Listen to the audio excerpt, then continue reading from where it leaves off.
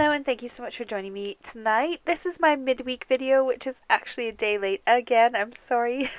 I'm going to dive straight in and get started on this really awesome fun project. So I'm going to use 5 colors of ink and I'll share them all on the screen with you here. And I will do my best to put them in the description box below for you as well. So I went with 5 sort of random colors that go together, and I have done a total of 3 cards. So there's lots of inspiration to kind of look at today. I'm going to use an A5 card base, so a full-size A5 card, which is A4 folded in half. And then I'm going to cut myself some layers. So my top panel layer is going to be 2 centimeters smaller than my card base. So if you're working in inches, you're looking at about 3/4 of an inch. And then my next panel is going to be 1 centimeter smaller than my card base, and that is about 3/8 of an inch. And my little black layer is roughly 3 centimeters or 1/8 of an inch bigger than that layer. So I've got a nice kind of outline. I hope that made sense to you and it wasn't too confusing. I found it easier to just make my card size a bit smaller than to work out the actual measurements of how big the panel was. So I just took an A5 sheet of card and cut 2 centimeters off. And that's the panel we're going to start with. That's going to be our sort of top cover panel of our card, the sort of focal point. The other one is just sort of decorative layers. You don't have to do that. You could do it straight on the card base if you felt like it.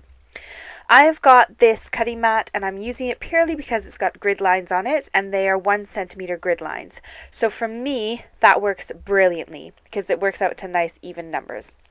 Now you can take washi tape, you can take just your normal cardstock, cut yourself some strips and put some removable adhesive on the back. I'm going to use the Gina K low tack masking magic, I believe is what it's called. This is new in my stash, so I'm trying to get my head used to it. And I'm cutting myself 1 centimeter strips because that lines up nicely with my card. My card base ends up being 19 centimeters tall, so I know that I need 1 centimeter strips, and then I can do 3 centimeters between each strip. Ridiculous amount of math, but it is simple math. I'm not very good with math, but I liked how this looked in the end, and it looks so nice and even. So again, I'm going to go down 3 squares, put my piece of tape right there on the 4th one, and because it's 1 centimeter, it lines up nicely in between those squares, which helps with my eyes and it makes sure I don't get a wonky card. Now again, you could just use some bits of paper and stick those bits of paper down. You could have wonky rectangles. You could go, I'll show you at the end, where I've taken some washi tape and I've just kind of gone for all my lines all over the place. That works as well. This does not have to be a perfect craft. The next step is nice and easy. You can either take your ink pad and just drag it over your rectangles, or you can take some finger daubers or ink blending sticks, tools, whatever you've got. We're just going to put the ink onto the paper, and I was being lazy, so I just went for direct ink on paper. And because my ink pads are so wide, I needed to put down some extra cardstock to kind of keep myself a little bit safe there from going over the lines too much. Now here's where the magic comes in. We are going to use Versamark, which is a clear embossing ink. So if you've got some of that in your stash, this is going to be nice and important. The next thing you want is some texture or some print, some image that you want to go on your card. I'm going to use a variety of different ones to kind of give this card a lot of different textures. And this stamp set here is the one I'm going to focus on just because it's got everything I need in that one little stamp set. It gives me a whole bunch of different textures and I don't have to worry too much about having to get loads of stamp sets out. I do use one other stamp set, which I'll share with you in a second. Now I will do my best to link all these down below for you if they are still available, and I do apologize if they're not available anymore. I was just having a look through my stash and grabbing what I had on hand that had beautiful patterns or textures that I wanted to use. So this card is going to be a more masculine card. This would be perfect for Father's Day or a boy's birthday. It's great because it's nice and neutral and not too fancy pantsy. I don't know. All we're going to do is use our Versamark ink pad, and I'm sure lots of you have seen this before and done this before. We're going to use that Versamark ink pad to give us the illusion of using a different tone of the same color. But actually, we're not using any other colors. So originally when I was thinking about this, I was thinking, oh, I'll get 2 shades of blue and then another 2 shades of blue. And then I remembered this lovely trick of just using Versamark and how it can transform your card. So you can get these amazing patterns and tones on your card, and it looks like I have used 10 different colors when I've actually only used 5, and I've used my Versamark ink pad to create the illusion of having 5 more colors. So it's a great, quick, easy way to expand what your collection can do, if that makes sense, and what your ink pads can do. Now, one top tip, please be careful. You need to make sure those layers are dried before you go ahead and stamp that Versamark on top. Now, the panel I'll show you at the end, I didn't dry. I left it. It was still wet, and I went and stamped it with my Versamark, and you couldn't see anything. The magic only happens when your ink is dry. So make sure you have that ink dry on your cardstock before you go ahead and add the Versamark on top. And it should work with any pigment inks, not pigment inks, dye inks, I apologize. It needs to be a dye ink for that Versamark to really stand out. Moving on to my second one, these are the colors that I used for my second card. Again, I'll try and put them down in the description box if I can remember, but please do drop me a comment and poke me if I've forgotten, and then I'll bung those back in there. Now this one was another really fun one, but this time I decided to use my ink daubers because I was getting tired of using the cardstock and the faff of having the tape and the cardstock when I felt like I should just be able to use just the tape. So the ink daubers are a great way to go about it.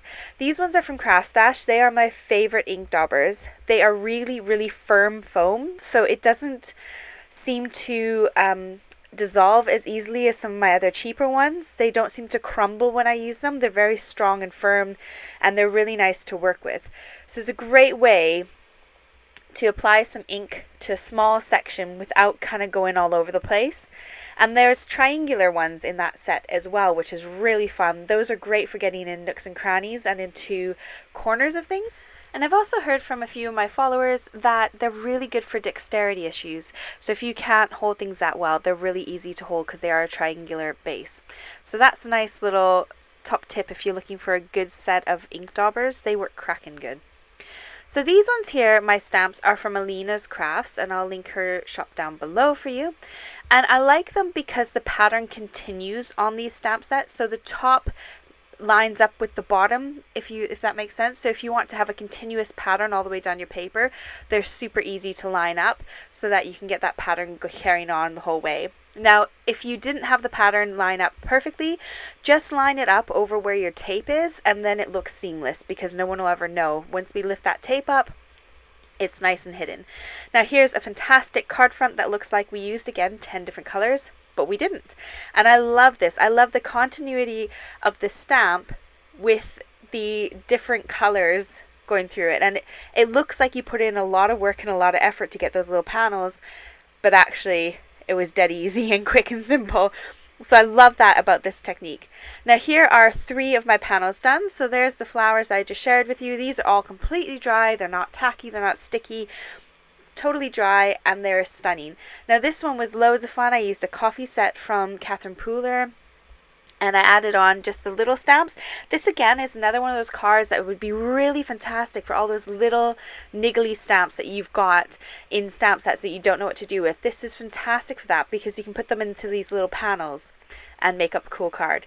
Now here's that panel I was telling you about where I went a little crazy with the washi tape, but also I stamped it when it was wet, and it would not absorb my stamp.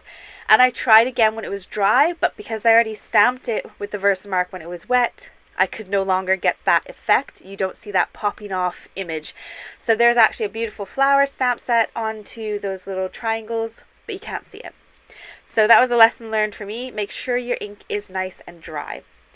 So for my first card, the coffee one, I went ahead and used my essential labels from the creative range on Craft Stash, Catherine Pooler's matching die set with the stamp pad, and a glitter pen. And I created this card here. So I stamped the sentiment up, popped it up, and found some teeny tiny happy birthday stamps, which I stamped in the middle of those cups. And the cups I colored with my Arteza gel pens, which are new in my stash. And then I used my glitter pen to add little drops along the whole card and also accent that back little panel behind my Livin' La Vida Mocha sign. So you can see that shimmer and shine really popping through on that card.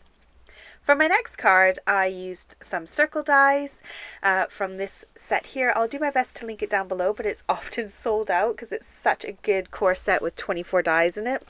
This is from Craft Stash, it's their creative range. And then I've got this Hero Arts Happy Birthday stamp, which you've seen me use in a couple videos. I absolutely love it. And I pulled together this card. So I used that same blue that I'm covering up underneath with the hexagon stamp, and then I used the black ink to tie in the black into the card. And if I had a black sort of splattery pen, I might have added some black splatters to that card as well. So again, I've got those 2 panels left to make into some cards when I get a bit more time. But that is my card process for tonight. I hope you enjoyed this tutorial, and I would love it if you gave it a thumbs up and hit the subscribe button. See you again on Saturday. Have a fantastic week. Take care. Bye.